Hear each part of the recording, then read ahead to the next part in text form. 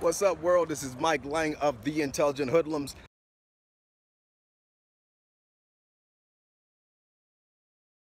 And I'm out at the park early in the morning. The sun's shining. It's hot in Vegas right now, but we've got something cool to play with. Right here is the AER. It's a missile that has my GoPro 5 inside of it. We're gonna flip this thing around and take some aerial selfies. And then we'll talk about perhaps why you wanna buy this for your classroom. I've got my AER, but I also have my smart remote from GoPro, and that's how I'm going to make sure that the pictures that I take are gonna be amazing. Or I hope amazing, perhaps a little bit amazing. I'm not the greatest videographer in the world, but we'll see what happens.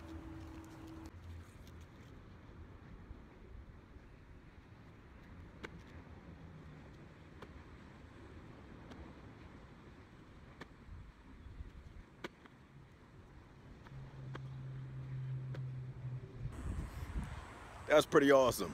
Heading back home, I'm gonna take a look at the video that we just shot, and then we'll talk about some pedagogical applications of AER here.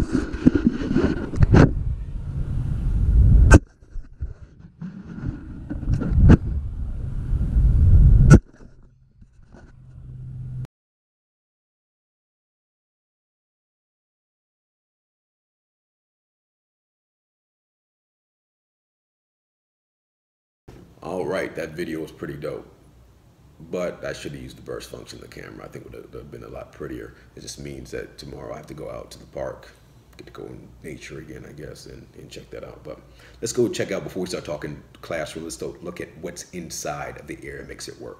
So first of all, you need to have your GoPro. This is a Hero 5. Set you back about $400. Worth the investment if if you're in a classroom teacher that likes video. I think that video in a classroom is now something that has to be there, given the relative inexpensiveness of video production now. Second, got my remote. This is $80.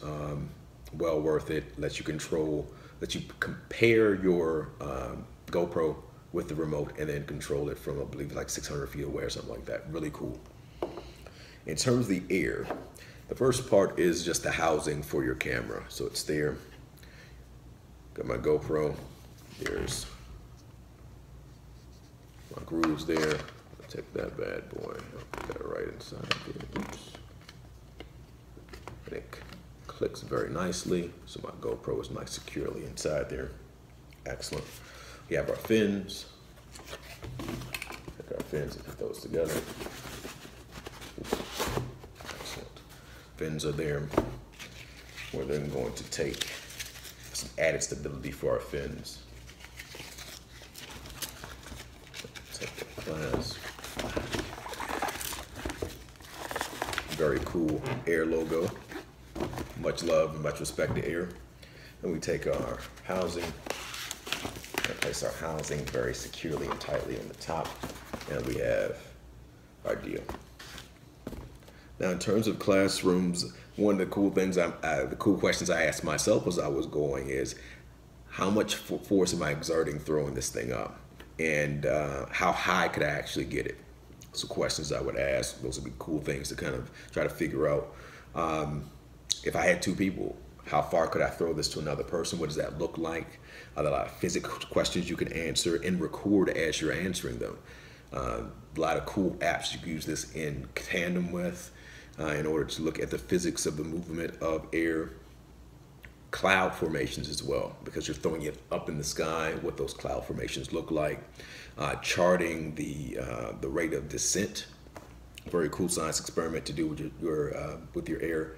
And then just letting your students come up with different questions they want to answer and figuring out ways to calculate those things will be great. And then video is fun, man. Taking pictures is fun. It's things that students should be doing on a regular basis. So even if it was just we're going to go out and just shoot video and see what kind of cool things we can do with editing and whatnot with air, that would be cool as well. I really think that one of the good things about air is just going to get kids outside and playing around with stuff. It also is going to, kind of challenge them a little bit with the video editing. It's going to be cool.